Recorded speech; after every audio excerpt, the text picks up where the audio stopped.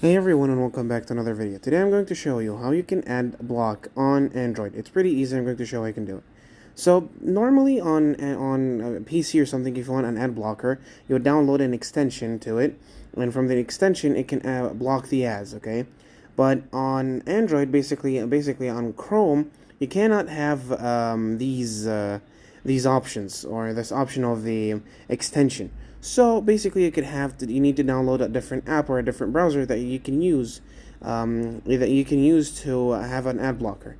Now, I found the best application for that is Brave, Brave or Opera GX.